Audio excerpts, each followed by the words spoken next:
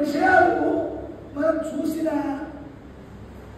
మన కన్ను మనస్సు వాటిని పట్టు. మనం ఒక చోట కూర్చుని ఈ రోడ్డు మీద ఇప్పుడు చాలా వెళ్ళాయి, అన్నీ గుర్తుపెట్టగలమా? కొన్నింటిని మాత్రమే గుర్తుపెట్టుకుంటాం. అంటే కన్ను చూసినవన్నీ కాకుండా కొన్నింటినే గుర్తుపెట్టుకుంటుంది, కొన్నింటిని వదిలిపెట్టేస్తుంది. కానీ ఈశ్వరుడు అలా కాదు. మహేశ్వరుడు సమస్త ప్రాణులలో హృదయంలో ఉన్న అందరి అభిప్రాయాలను తెలుసుకుంటాడండి. ఈశ్వర సర్వభూతాన హృదయసే అర్జున తిష్టతి. ఈ చేసే పూజ ధార్మికంగా కూడా చేయొద్దని చెప్పింది. ఏమండి, మనము చాలా మంది ఏం చేస్తారంటే ఇప్పుడు ఈ పడి పూజలు, ఈ శబరిమల ఎవరో వేరే వ్యాఖ్యానం చేస్తున్నాం కాదు, మేము చాలా గొప్పగా పూజ చేస్తున్నాం. మన మనస్సు మనల్ని పొగడక్కర్లా, చాలా బాగా ఇష్టంగా చేసేవరా అని అనక్కర్లేదండి. నువ్వు పూజా మందిరంలో కూర్చుని భగవంతుని నామాలు జపిస్తూ పూజ చేస్తుంటే నీ మనస్సు ఎప్పుడు భగవంతుడి మీదే ఉంచు. జపమాల పెట్టుకుంటా, నెయ్యిలో ఎంతో చేస్తామని అనుకుంటాం. ఈ లోపల నీ మనస్సులో కంటితో చూసిన 100 విషయాల మీదకు ఆలోచన పెట్టి, అంటే నువ్వు చేసే భగవంతుడి మీద నీ మనస్సు లగ్నం కాదు. ఇలాంటి పూజ వల్ల ఏం లాభం? గడ్డి గోవు వారు గడ్డిడైన చాలు, కడవడైనదేమి కర్రము వారు. ఏకాగ్రత లేని పూజ ఎందుకు? అందుకే నువ్వు ఎటువంటి పూజ చేస్తున్నావో భగవంతుడు కనిపెట్టేస్తాడు. ఆయన సర్వజ్ఞుడు మీద మనలో ఆలోచనలను ఎవరూ కనిపెట్టడం లేదు అని మనం అనుకుంటాం. ఓ దొంగతనం చేశామండి, ఓ పాపం పని చేశాం. పగలు చేస్తే సూర్యుడు, రాత్రి చేస్తే చంద్రుడు, సంధ్యాకారాలు, గాలి, నీరు, నేల, నిప్పు, ఏమండి ఎన్నున్నాయి. ఇవన్నీ సాక్షి కదా. అసలు అన్నిటికంటే నీ అంతరాత్మను మించిన సాక్ష్యం ఇంకోటి ఏముంటుంది చెప్పండి? కాబట్టి నువ్వు చేసేది పరమేశ్వరుడికి తెలీదు అని అనుకో. ఆయన మనలో ఉన్న అందరి అభిప్రాయాలు ఆయన పట్టుకుంటారు. అందుకే శివానంద గారి శంకరాచార్య గారు శ్లోకం చేస్తూ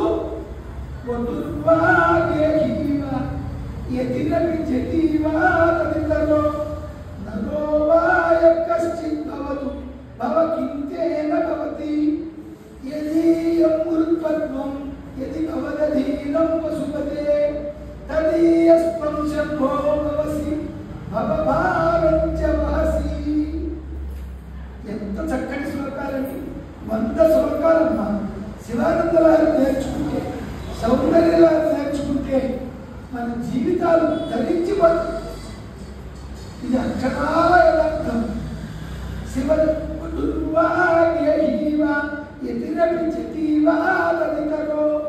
ఓ శివ, నరుడు వాడు బ్రహ్మచార్య, గృహస్థ, ఏదైనా కానీ ఎతిరపి జటీవ సంసార, వాడు సన్యాస, ముని కూడా కావచ్చు, లేదు మరి ఇంకోళ్ళు ఎవరైనా కూడా కావచ్చు. ఎవరైనా సరే కానీ యదీయం ఉత్పన్నం యది భవదధీనం, ఎవరు మనస్సుని నీ ధ్యానంలో ఉంచుతారో అట్టివాడు నీ వాడవుతాడు. ఎంతమంది చెప్పాడు? అటువంటి వాడి సంసారము బరువు బాధ్యతలు నువ్వే వస్తుంది. మమ భారంతం భగవద్గీతలో కూడా అదేగా చెప్పింది. సర్వధర్మాన్ పరిత్యజ్య మామేకం శరణం వ్రజ అహం త్వాం మోక్షయిష్యామి పాపేభ్యో మా శుచి. నువ్వు నన్ను నమ్ముకోరా, నేను నీకు అన్నీ. ఎంత మాట చెప్పాడు. మన మనస్సుని ఈశ్వరుడి పాదాల మీద పెట్టగలిగితే ఈశ్వరుడే మీ వెంట వస్తాడు. మీ మనస్సుని అలా ఈశ్వరుడి యందు పెట్టడానికి చేసే ఆ కార్యక్రమానికి పూజ ఒక పేరు పెట్టాం. ఏమంటే వారు పూజలో ఉన్నారు, కలవరు. మనం ఇంటికి వెళ్ళేటప్పుడు అడిగి వెళ్ళాలి. కాలికి వెళ్ళకుండా మనం తలుపు తీయం కదా సరాసరి. ఈ కాలంలో అయితే ఫోన్లు వచ్చాయి. ఫోన్ చేసి మరి అపాయింట్మెంట్ తీసుకుని ఏ సమయానికి రమ్మంటారంటే కనుక్కుని వెళ్తాం. ఎందుకు ఇదంతా? ఆయన పాపం ఆ సమయంలో పూజలో ఉండొచ్చు. అప్పుడు ఆయన మనస్సంతా కేంద్రీకరించి పూజ చేయటంలో పడిపోతాడు. ఇది కనుక అలవాటైతే ఏ ప్రదేశంలో ఉన్నా పూజ చేసుకోగలుగుతారు. కాబట్టి మహేశ్వరుడు హృదయమే మన హృదయంలో ఉన్న అభిప్రాయాన్ని పట్టగలుగుతాడు. దాన్నే సర్వజ్ఞత. సర్వజ్ఞ నామధేయం శర్ములకే చల్లు. ఒక చాటు కవి రాస్తాడు రావు సింగ ఉపాధి మీద. సర్వజ్ఞత, స్వతంత్రత, ఈ రెండు మాటలు బాగా పట్టుకోండి. ఈ రెండు ఈశ్వరుడితో ముడిపెట్టుకోండి. ఏకకాలంలో సమస్త చరాచర జగత్తులో ఉన్న ప్రాణుల హృదయాలలోని భావాలను ఆయన చూస్తాడు. భగవంతుడు చేస్తూ పోతన గారు ఏం చెప్పాడు? తన యందు మిగిలిన భూతముల యందు ఒక భంగి సమహితత్వమును పొందుతున్నాడు. అందరి యందు సమానంగా ఆ భావముల పరిపుష్టి చేత మోక్షం కూడా ఇస్తారు. ఇలా చూస్తే ఆ శబ్దానికి అర్థం నాయనారులు.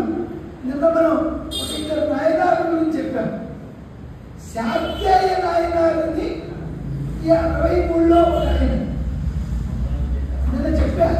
పెరియ పురాణం గ్రంథం, అందులో నాయనారు చరిత్రతో ఈ శాక్తేయ నాయనారుకు ఒక ఆయన గొప్ప శివభక్తి. ఆయన ఉన్న కాలం ఎంత గట్టుదంటే శివుడని కనుక ఎవరైనా నోరెత్తితే వాళ్ళని చంపేసేది. అంత శివద్వేషం ఉండే. మనకు ఆ కథలన్నీ కూడా దశావతారం ఆ చలనచిత్రాల్లో కూడా చూపించారు. వీర వైష్ణవం, వీర శైవం. విష్ణువని పేరెత్తితే శైవులు చాలా ఇబ్బందులు పెట్టారు. ఇలాంటి కాలంలో ఓ శివలింగం తెచ్చి రోడ్డు మీద పడేసారు. మనకి మహమ్మదీయుల దర్బార్లో ఎన్ని శివాలయాలు పడైపోయి ఆ శివలింగాన్ని చూసి ఈ శాక్తేయ నాయనారు తట్టుకోలేకపోతున్నాడు. ఆయన కాంచీపురంలో ఉండేవాడు. అప్పుడు దాని మీద ఒక పువ్వు వేయాలని అనుకుంటే పువ్వు వేస్తే వీడు శివభక్తుడు వీళ్ళకి అంటారని రాయి తీసుకుని ఏమయ్యా శివ, నీ పూజ చేయకుండా నేను ఎలా అన్నం తింటా? నేను నిన్ను అర్చన చేయకుండా ఎలా నా జీవనం గడుపుతా అని ఓ రాయి వేసింది. కానీ లోపల మాత్రం ఇది ఒక చామంతి పువ్వు, ఇది ఒక గులాబీ పువ్వు అనుకో అని అలా వేస్తూ ఉంటే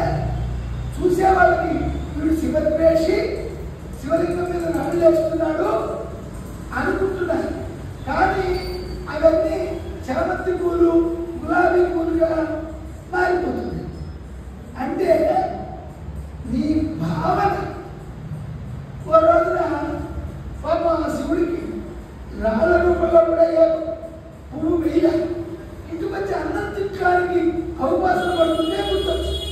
అదంటే శివుడికి వాళ్ళ మనం పూజ చేయలేదు కానీ గబగబా అవకాశం పట్టేవాడు ఆపేసి పరుగు పరుగుల రోడ్డు మీదకి వచ్చి నాలుగు రాళ్ళు తీసుకుని నువ్వు శివుడుగా అంటూ యజ్ఞంగా శివలింగం దగ్గరికి వెళ్ళి ఆ పూలన్నీ ఆ రాళ్ళన్నీ వేసేసేవాడు.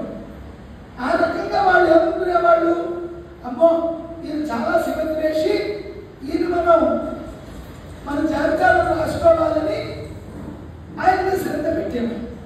కానీ లోపల మాత్రం శివుడికి తెలుసు ఈ అర్చనంతా నాకు సమర్పిస్తున్నాడు. లోపల ఆర్తి, ఆవేదన, ఆర్ద్రత అది చూశాడు. ఇక ఆయన అన్నం తినడానికి వచ్చాడు. భార్య వడ్డించింది. అన్నం తినబోయే ముందు ఈ శరువుడు అనే పేరు గుర్తుకొచ్చింది. అంటే ఈ అన్నం నాకు పెట్టినవాడు శివుడు, లోపలికి వెళితే జీర్ణం చేస్తున్నవాడు శివుడు, అగ్నిని ఆదేశించి అన్నంగా ఉడికేటట్టు చేసేవాడు శివుడు. అహం వైశ్వానరో భూత్వా ప్రాణినాం దేహమాశ్రిత ప్రాణాపాన సమాయుక్త పచామి అన్నం చతుర్విధం. చూసారా, మనమేం చేస్తున్నాం? పశువు తిన్నట్టు తింటున్నాం. ఈ అన్నం తినడానికి నేను ఇలా వచ్చాను. ఈవేళ శివలింగం మీద నేను 4 పువ్వులు వేయటం మర్చిపోయి. అందుకే కదండి చేతుల అగ్రంగా శివుని పూజించడం, నోరు నవ్వంగా హరికీర్తినుడు అనేవి ఇక్కడ భారతాన్ని రాశారు. అంటే ఇలా ఆలోచించేసరికి ఆయన నమ్ముతున్నాడు, ఇలాంటి వాడిని నాలోనే కలిపేసుకోవాలి పరమేశ్వరుడు భావించి ఆ నాయనాన్ని కల్లో కలుగుతున్నాడు. దీన్ని బట్టి మనకి ఏమర్థమవుతోంది? మహేశ్వరుడు అనే శబ్దం చేత ఈశ్వరుడు మన సంకల్పాలను, మన హృదయ శుద్ధిని, మన చిత్తశుద్ధిని చూడగలుగుతాడు. నువ్వు ఆచంటాన్ని పశ్చిమ గోదావరి జిల్లాలో పువ్వులు ఒక వేశ్యాలోనైనటువంటి శివభక్తులు వేశ్య దగ్గరికి వెళ్ళినప్పుడు ఆమె స్థలములను ఓ శివలింగంగా భావించి దానికే పూజ చేశాను. ఆచంటేశ్వరుడు మా అమ్మగారు, అది మాతామనస్థానం, మా అమ్మగారు పుట్టి ఉంది. ఇప్పటికి కూడా చాలా గొప్ప దేవాలయం. ఆచంటేశ్వరుడు అనే పేరుతో పిలుస్తారు. అంటే ధనలా కలుపుతున్నాడండి.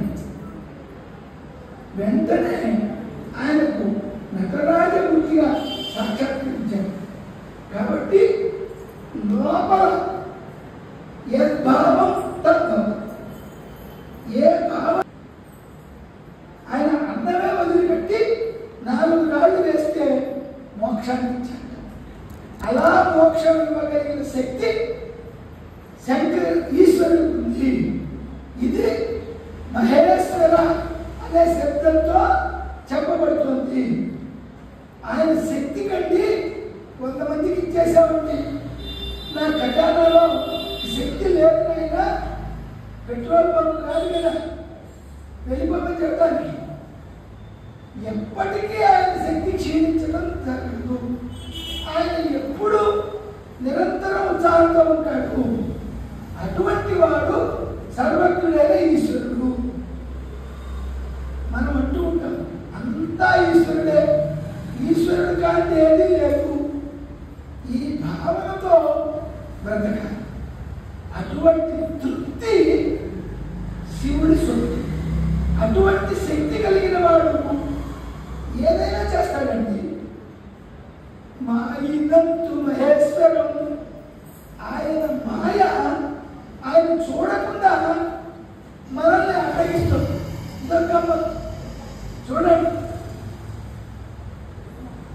ఆ మాయ మళ్ళా ఎట్లా పోవాలి? ఆయన అనుగ్రహంతోనే తొలగాలి.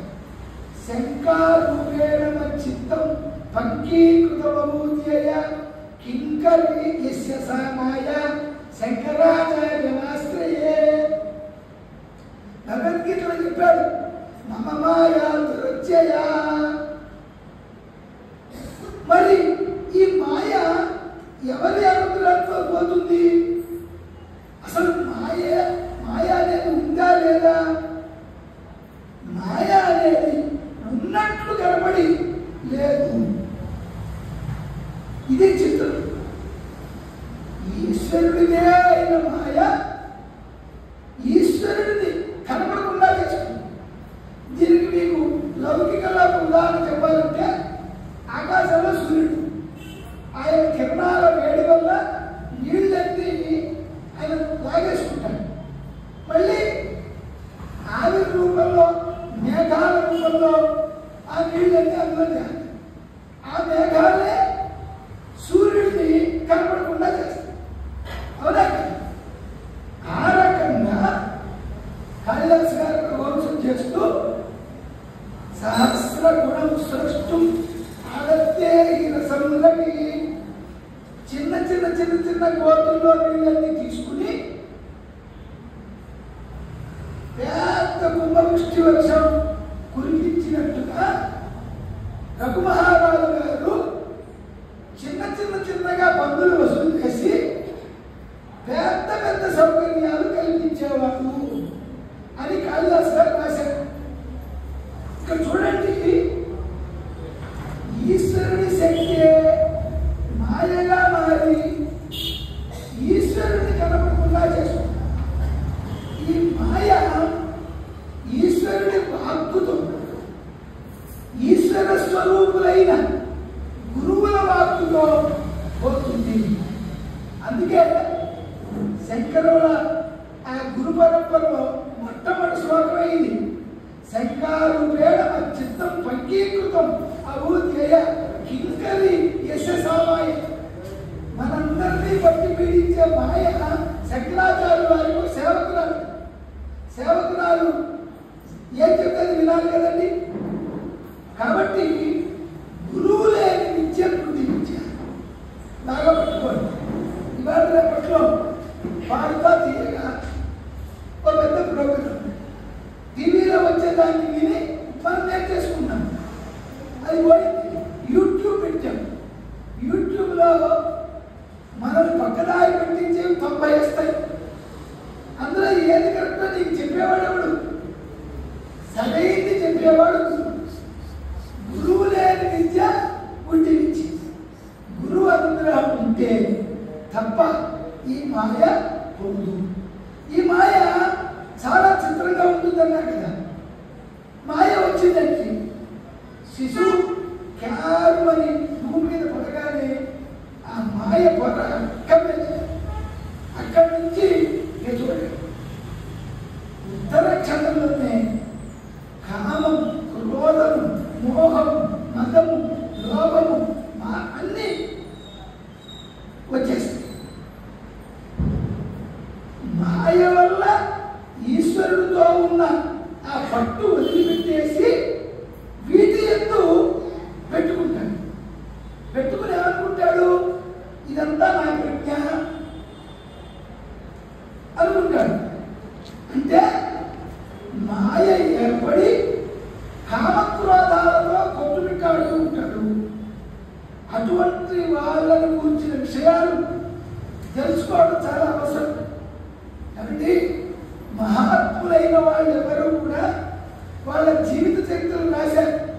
ఉదాహరణకి గాంధీ గారు ఆయన జీవిత చరిత్ర రాసినప్పుడు జరిగిన సంఘటనలన్నీ యథాతథంగా చెప్పుకున్నారు. అంతకంటే కంచి పరమాచార్యుల వారు తన 73వ ఏట కూడా శిష్యులతో అనేవారు,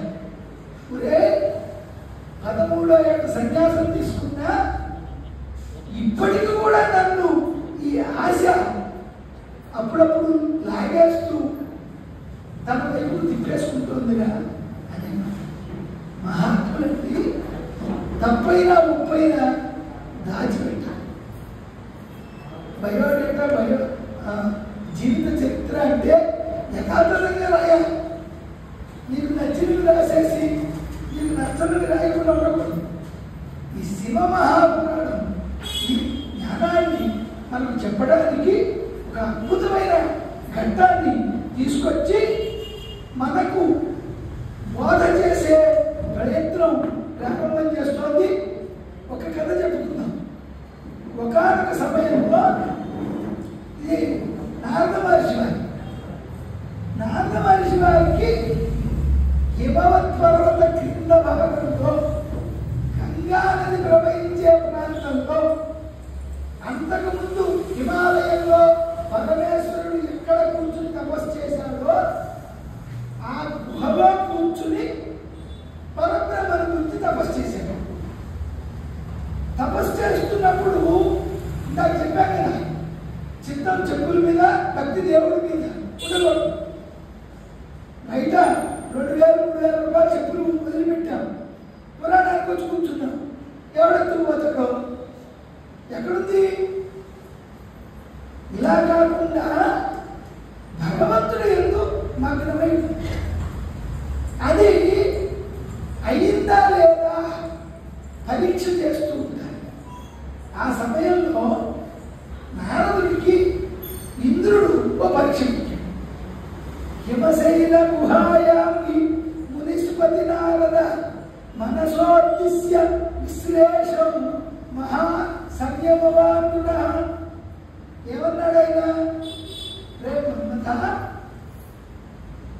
మహాసంయమశాలైన నారదుడు శివుడు ఎక్కడ తపస్సు చేశాడో అక్కడ చేస్తున్నాడు.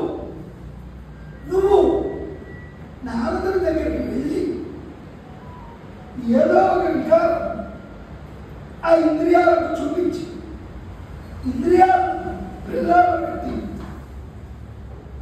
ఇంద్రియాలకు వసుడయ్యేటట్టుగా చేయాలి అని చెప్పి పంపి. అంటే ఒక మనిషి రాటు తేలాలంటే పరీక్షలకు గురవ్వాలి. బంగారము బాగా అగ్నిలో కాలితే కదండి అది ఎంత ఒరిజినల్లో మనకు తెలుస్తుంది. దాని కాంతి పరిస్థితులను తట్టుకుని నిలబడగలదా లేదా? బ్రహ్మర్షి అయ్యాడు విశ్వామిత్రుడు. రాజు, ఋషి, రాజర్షి, మహర్షి, బ్రహ్మ, ఎన్ని ప్రమోషన్లు వచ్చినాయండి? వశిష్ఠుల వారి చేత ఫైనల్ రాజమండ్రిలో పట్టా వస్తేనే ఘనాపాటి, కంచిలో పట్టా తీసుకుంటేనే ఘనాపాటి. అలా వశిష్ఠుడు వారి దగ్గర నువ్వు బ్రహ్మర్షివయ్యా అని అనిపించుకున్నాడు విశ్వామిత్రుడు. సరే, మన్మధుడు వెళ్ళాడు, ఏదో ప్రయత్నం చేశాడు. నారదుడు ఏమీ పొందిపోలేదు. నారద మహర్షి తపస్సు సిద్ధించి ఆ తపస్సు చేసి బయటకు వచ్చాడు. అప్పుడు ఆయన ఎవరి గురించి తపస్సు చేశాడు? ఎవరి గురించి చేశాడు? కైలాస పర్వతంలో శివుడి గురించి చేశాడు. కైలాస పర్వతంలో శివుడిని చూద్దామని వెళ్దామనుకున్నాడు. వెళ్ళి అక్కడ ఏం చూద్దాం అనుకున్నాడు? వెళ్ళాడు. శివ, మీరెక్కడ కూర్చుని తపస్సు చేశారు? నేను కూడా అక్కడే తపస్సు చేశా. నా మీద మన్మధుడు వచ్చి బాణాలు వేశాడు. ఆయన తపస్సు చేసినప్పుడు కూడా మన్మధుడు బాణాలు వేశాడు కదా, అప్పుడు మన్మధుడిని కాల్ చేశాడు కదా. తిరిగి అమ్మవారు కేవలం తన భర్త రతీదేవి కనబడేటట్టు వరం ఇచ్చింది కదా. నన్ను మన్మధుడు ఏమీ చేయలేకపోయాడు. కాబట్టి నేను కామమును గెలిచి తపస్సిద్ధిని పొందా అని చెప్పాను. అంటే ఇక్కడ చూడండి, ఈశ్వరుడు చేసిన పనిని నేను కూడా చేశాను. ఒకడు రికార్డు సాధించాడండి. నువ్వు కూడా రికార్డు సాధించాలనుకో, నేను కూడా నీతో సమానం అని కదా. నారద మహర్షి వారికి మాయ కమ్మేసి ఆయన ఈశ్వరుడు పెట్టారు.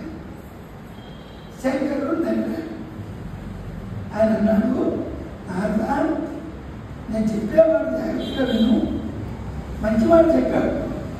నువ్వు కాముడినే జయించావు. కాముడిని జయించడం అంటే మామూలు కాదు. నేను సంతోషపడుతున్నాను. ఒక్కడి మాట చెప్తా, అయినా ఒక మాట చెప్పేద మానసమున నువ్వు దీని మరువకు ఎప్పుడు మౌనీంద్ర ఆ వికుంఠునితో నుడువకు నీ తపము తోలపు సిద్ధి. నువ్వు కాముడిని గెలిచానని నాకు చెప్పావు. నువ్వు అన్ని రకాలు తిరుగుతావు కదా, రేపు కూడా వైకుంఠానికి పోతావు. ఏమండి, ఆయన అలవాటు ఉంది. ఉన్నది ఒక్కటే పరబ్రహ్మమైన అన్ని రూపాల్లో చూడటం చూసి నువ్వు ఆనందం పొందుతావు. కాబట్టి నా దగ్గర చెప్పినట్టుగా విష్ణుమూర్తి వారి దగ్గర వైకుంఠంలో ఈ మాట చెప్పు అంటే నారదుడు పెద్దగా పట్టించుకోవాలి. ఇదే గురువుల మాట తిరస్కరించడం అంటే. అనుష్ఠానంలో కాల విద్య, ఆ విద్య అది కేవలం శ్రవణానికి మాత్రమే పనికొస్తుంది. అనుష్ఠానంలో పెట్టని వేదాంత విద్యకు ప్రయోజనం లేదు. ఇప్పుడు నారదుడు వైకుంఠానికి వెళ్ళింది. దాని మధ్యలో వాళ్ళ నాన్నగారు సృష్టికర్త బ్రహ్మ ఆయన కనపడితే అక్కడ అయ్యాడు. శివుడితో తనకు జరిగిన సంభాషణ చెప్పలేదు. నేను మాట్లాడా, ఈ మాట చెప్పొద్దన్నాడా, చెప్పలేదు. తండ్రితో కూడా ఏం చెప్పాడు, నేను తపస్సు చేశా, తపస్సు గురించి మన్మధుడు వచ్చాడు, బాణాలు వేశాడు, అయినా కూడా నేను చెల్లించలేదు అని ఆ విషయాన్ని చెప్పి కాముడిని గెలిచాను, తపస్సుని పొందాను అంటే బ్రహ్మగారు కూడా ఇదే పని చెప్పారు. ఆయన నువ్వు తపస్సు చేసిన చోట నీకంటే ముందు శివుడు తపస్సు చేశాడు.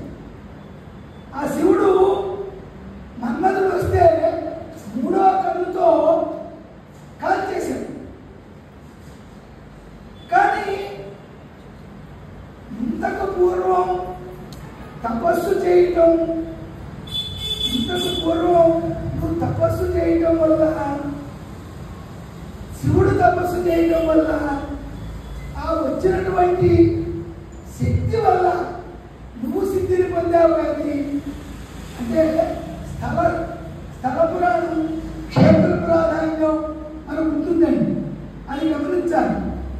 ఇదే శివ ప్రజ్ఞ కానీ నీ ప్రజ్ఞ కాదు. నువ్వు ఎప్పుడైనా బాగా గుర్తుపెట్టుకోవాలి, మనం ఏదైనా సాధిస్తే ఈశ్వర అర్పణమస్తు, ఈశ్వరానుగ్రహంతో సాధించా అనాలి. అంతేగాని నా ప్రజ్ఞ అని చెప్పు. ఆ సాధించిన దాన్ని మనం మన ఖాతాలో వేసుకోవచ్చు. మహాన్యాసపూర్వక ఏకాదశి విగ్రహం చేశాం, ఎవరిగా వర్తమానా చెప్పాం.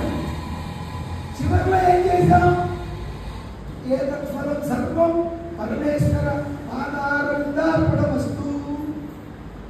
ఏమండి అంటే ఏమిటి, సాధించిన దాన్ని మనం ఎందుకు పెట్టుకోము. అందుకే రెండు మాయలు ఉన్నాయి, శాంభవి మాయ, విష్ణు మాయ.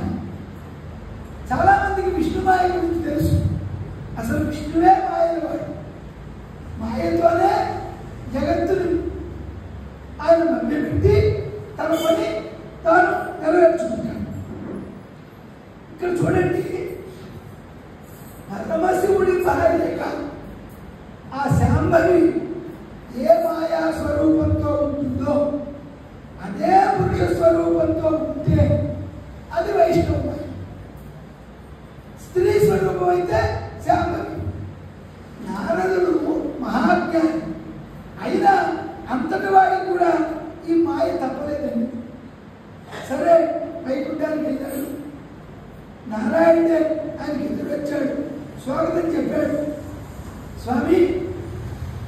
ఏదైతే చెప్పొద్దని శివుడు అన్నాడో, ఏదైతే చెప్పొద్దని బ్రహ్మగారు అన్నాడో అది ఆయన చెప్పని చెప్పేశాడు. నేను శివుడి గురించి తపస్సు చేశా, సిద్ధి పొందాను.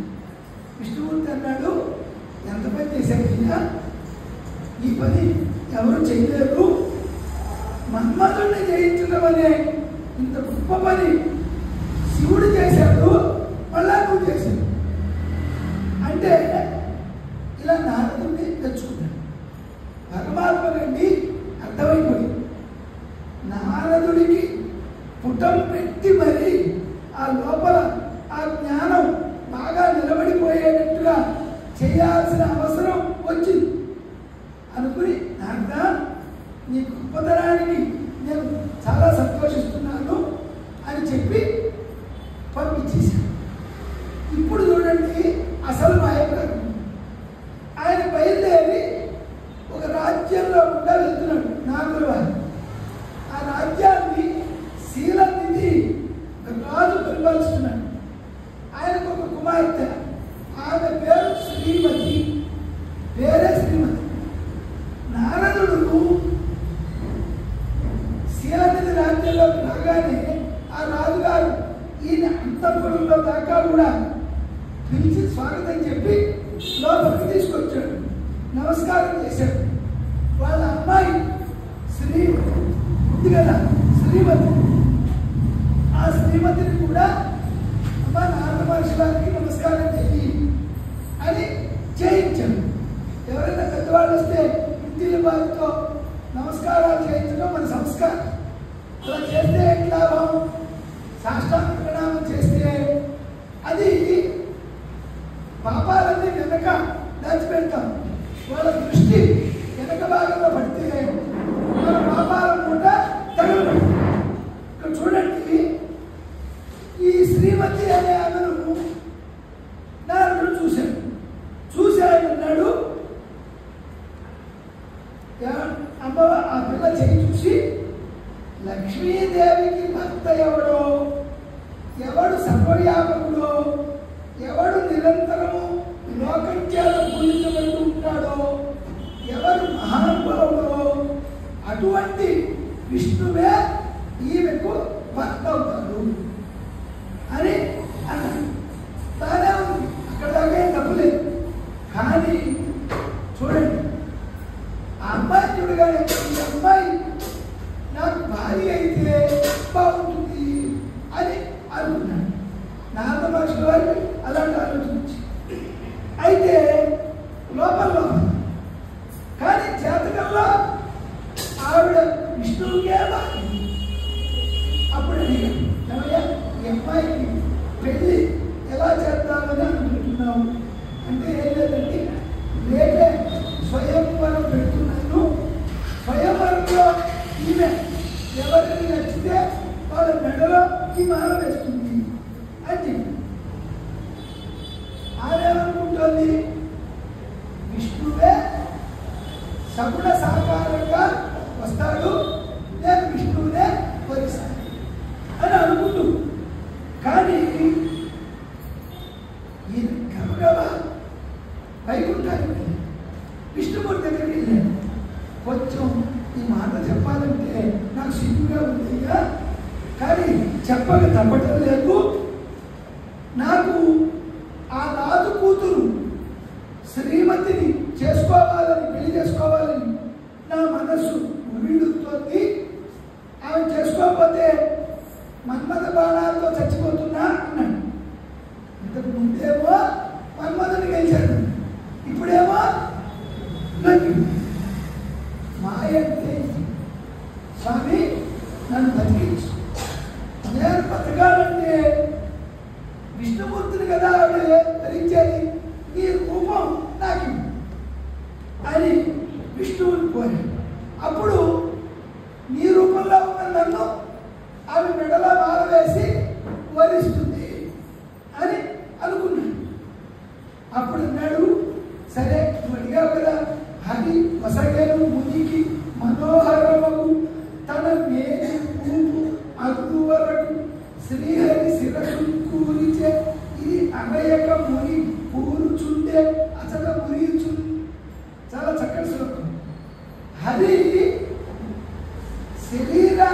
ఇచ్చాడు, శిరస్సును ఇచ్చాడు. హరి అనే పదానికండి 2 అక్షరాలు కదా, 2 అర్థాలు. ఒకటేమో పాపములను హరించే శ్రీ మహావిష్ణువు. హరి అందు 2 అక్షరములు హరించు పాతకములు అంబుజనాభ హరి వినామస్మరణ అంటూ ఉంటాయి. 2వ అర్థం ఏంటో తెలుసండి? కోతి. ఆయన ఏం చేశాడు? హరి యొక్క శరీరాన్ని ఇచ్చాడు. శరీరం అంతా విష్ణువే, కోతి తలను పైన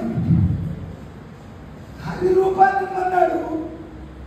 కోతి రూపం వచ్చింది, విష్ణు రూపం వచ్చింది. ఇది చూసుకోవాలి. అర్థంలో వెళ్ళిపోయాడు, వైభవంగా నిలబడ్డాడు. ఆ శ్రీమతికి ఆలస్యం చేయకుండా అందరినీ చూసుకుంటూ వస్తుంది. ఈ పక్కన రుద్రపార్శ్వములు ఉన్నాయి. ఈ కోతి తల పెట్టుకుని వీడప్పుడు ఇలా సింగారించుకుని వచ్చాడు. ఇటువంటి వాడిని ఈ అమ్మాయి ఎందుకు మేలో వరమాల వేసి పెళ్లి చేసుకుంటుంది అని అనుకున్నాడు. అది విని నారదుడు వాళ్ళని శపించాడు. అయినా సరే ఆయన నారదులనే మాల వేస్తుంది అని అనుకుని నిలబడ్డాడండి. వారలు జ్ఞానధనం చేకూరిన వారముక మదిని కుందక శివేచ్ఛారీతి నడుచులని అన్న నారదుని కూరలై నడిచి నిచ్చటికో. ఈ లోపల దగ్గరకు వచ్చాడు. ఆయన నారదుడు ఏం చేశాడు? నన్ను బాగా గుర్తుపడుతుందో లేదో అని వంగాడు.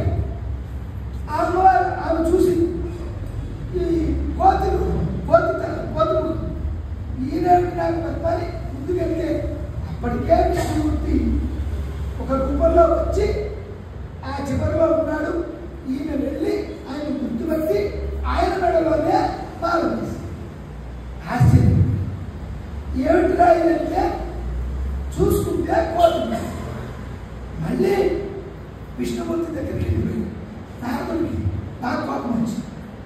ఏమయ్యా, నేను నిన్ను ఏమడిగా? నువ్వు నాకేమిచ్చావు?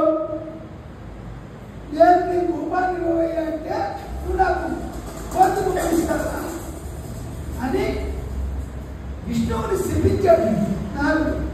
ఏమని? మరియు వానరముఖమును సరి అని నాకు ఇచ్చినట్టు చందములకు వానరులే శరణం బౌదులు నరుడవు నీవవచ్చు నగగా అంగనవని. నన్ను కోతి ముఖం ఇచ్చి అవమానం చేశావు కాబట్టి ఒకనొక యుగంలో నువ్వు రాముడిగా పుట్టినప్పుడు నీ భార్య అందచందాలతో ఉన్న నీ భార్య దూరమైపోతే అరణ్యంలో ఏడుస్తూ ఈ కోతి ముఖం ఉన్న వాళ్ళే వచ్చి సహాయం చేసి నీ భార్యను నీతో కలుపుతాను. అలా నీకు శాపమిస్తున్నా అని విష్ణువుని శపించారు. చూసారా? ఆయన మహానుభావుడు కాబట్టి ఆ శాపాన్ని కూడా లోకానికి ధర్మ మార్గం నేర్పడానికి రామావతారంలో సీతా వియోగం అందుకే వచ్చింది. ఇప్పుడు ఆ శాపవచనం కూడా విడిచిపెట్టేశాడు. భగవంతుడే శపించాడు, రుద్రపార్శ్వని శపించాడు, హనుమానికి వసుడైపోయాడు. ఇప్పుడు నారదుడికి ఒక్కసారి లైట్ వెళ్ళింది. ఏం చేశాను నేను ఏం పొందాను? ఆత్మపరిశీలన చేశాడు. శంకరుడు మొట్టమొదటి చెప్పాడు కదండి, నేను పిలిచాను అని అర్థవంతుడా వైకుంఠంలో చెప్పొద్దన్నాడు. శివవాక్కు గురువాక్కు. ఇప్పుడు ఆ మాయ నారదుడికి పోయి అప్పుడు విష్ణుమూర్తి వారిని చూసి అన్నాడు, ఎట్లు మహాత్మ నిన్ను శపించిన దోషము నాకు పోయి. ఏమైనా వృద్ధాయుక్త విచక్షణ మర్చిపోయి నేను మాట్లాడిన మాటలకి నా నాలుక ముక్కలు ముక్కలుగా కత్తిరించి అంటజకేతన గంతుమంతుడిని నీ ధ్వజానికి చిహ్నంగా పెట్టుకున్న ఓ విష్ణు, ఇక ఎంత మాత్రం ఆలస్యం చేయకుండా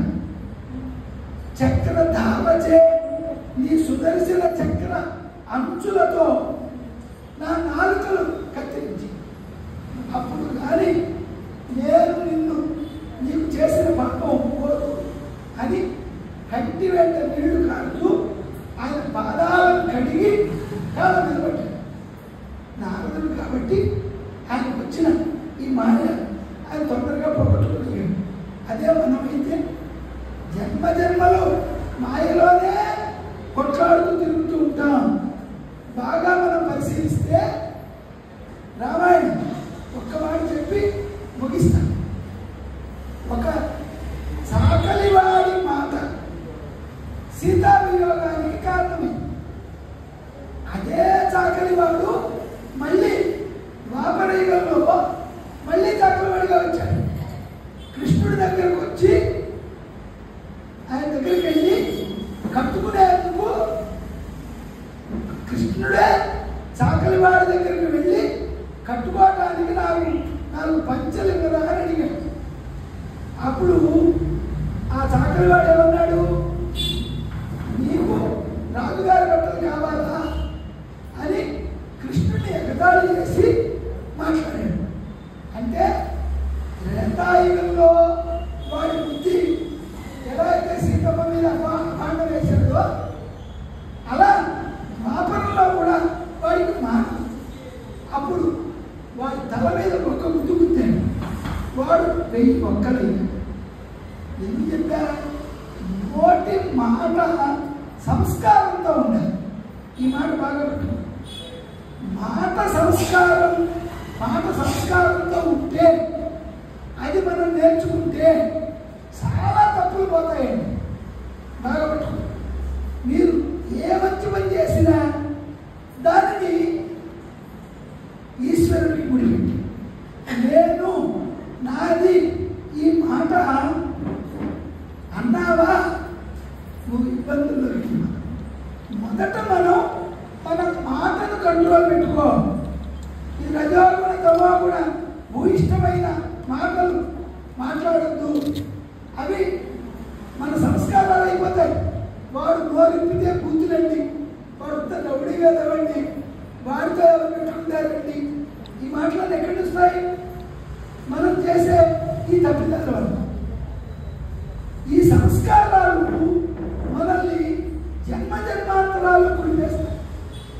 నారదుడు కాబట్టి ఆయన తప్పుని వెంటనే తెలుసుకున్నాడు, దిద్దుకున్నాడు. మరి మనం ఎంతటి వాళ్ళమండి? మాయ ఎంత గొప్పదో చూడండి. ఇది మాయినందు మహేశ్వర శక్తి ఆ మాయ. కాబట్టి అమ్మవారి స్వరూపం మీరు గట్టిగా అమ్మవారి పాదాలు ఆశ్రయిస్తే ఆవిడే మనల్ని దగ్గరకు తీసి మనకు ఈశ్వరుని భక్తి ఇచ్చి మన చేత సేవ చేయించి మనల్ని ఈశ్వరులా కలుగుతుంది.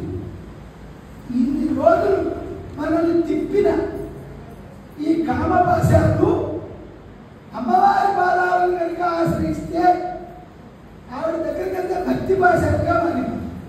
ఈ మార్పుకే మనం అమ్మవారి పాదాలు పట్టుకోవాలి. అందుకే ఆవిడ మాయాశక్తి స్వరూపిణి. మాయా పాశాన్ని భక్తి పాశం చేస్తుంది.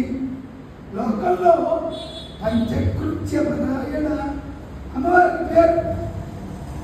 పంచతన్మాత్రులను ఈశ్వరుడి వైపు అమ్మవారు తిప్పేస్తుంది. ఆ విధంగా చేసి వాటన్నింటినీ ఈశ్వరుడిలో కలిపేస్తుంది. కాబట్టి త్యాగరాజస్వామి గారు ఏమన్నారండి? తెర తీయక రాదా, అబ్బాయిని అమ్మాయిని తూర్పు పొడవర్లుగా కూర్చోబెట్టి ఒక తెర పెడతారు. ఎందుకు? వాళ్ళిద్దరు పక్క పక్క సీట్లోనే జాబు 10 ఏళ్ళుగా వాళ్ళు ప్రేమించుకుంటున్నారు. నువ్వు పెద్ద మ్యారేజ్ అని ప్రోగ్రాం పెట్టావు, తెర అడ్డం పెట్టావు. ఎందుకు ఆ తెర? వధువు పరమాత్మే, వరుడు పరమాత్మ అయితే వధువు జీవాత్మ. ఈ జీవాత్మకు పరమాత్మ దర్శనం కావాలంటే మధ్యలో ఉన్న మాయ, ఈ పొర, ఈ తెర తీయాలి, ఇది పోవాలి. అందుకే జీలకర్ర బెల్లం పెట్టేటప్పుడు వీడియోగ్రాఫర్ వాళ్ళు చూడకూడదు. మనం ఎందుకు? కోట్లు పెట్టి ఖండాంతరాలకు పోయి ఇక ఇలాంటి నవ్వుతో నా భవిష్యత్ అన్నట్టుగా పెళ్లి చేసి సుముహూర్తంలో ఈ బ్రహ్మరంధ్రం దగ్గర ఆ జీలకర్ర బెల్లం అబ్బాయి అమ్మాయి మీద పెడుతున్నప్పుడు దానిలో పెద్ద ఎలక్ట్రికల్ సర్క్యూట్ ఉందండి. మనం కూర్చున్నప్పుడు మన శరీరం నేల కాయితే మూలాధారం, స్వాధిష్టానం, మణిపూరకం, అనాహతం, విశుద్ధి, ఆజ్ఞ, సహస్రాలు. అబ్బాయిలోని శక్తి ఆయన చేతిలో ఉన్న జీలకర్ర బెల్లం ద్వారా మాడు కింద ఉన్న బ్రహ్మరంధ్రంలోకి వెళ్ళి కనుబొమ్మల మధ్య ఉన్న ఆజ్ఞా చక్రం గుండా బయటకు వస్తుంది. అమ్మాయిలో ఉన్న శక్తి ఇదే విధంగా అబ్బాయి బ్రహ్మరంధ్రంలో నుండి ఆయన కనుబొమ్మల మధ్యలో ఉన్న ఆజ్ఞా చక్రం కూడా బయటకు వస్తుంది. దృష్టివైన చక్షుషి, చూపుడు కలిసిన శుభవేళ, ఇది పెళ్లి. అందుకే ముహూర్తం దానికి రాస్తారు. తలంబ్రాలకు రాయలు, మాంగళ్యానికి రాయలు. ఎందుకు? రెండు వర్గాల వాళ్ళు అనుకున్న సమయానికి జీలకర్ర వేలం పెట్టాలి. అంతవరకు అదిగో ఆ మాయ అది తెలతొలిగితే మనల్ని శివుడితో కలిపేస్తుంది. మహేశ్వరుడికి చేరుకోవడానికి అదే మార్గం. ఆ మార్గానికి మొట్టమొదటి తప్పు ఎక్కడ? ఏం చెప్పా? మాటలో వస్తుంది. మాట జాగ్రత్తగా మాట్లాడాలి. ఎప్పుడు ఈశ్వరుడి ప్రజ్ఞ. నారదుడంతటి వాడు ఏడనుకుంటే ఏమయ్యాడు? అది తెలుసుకుని ఈశ్వరాన్ని పొందుదాం.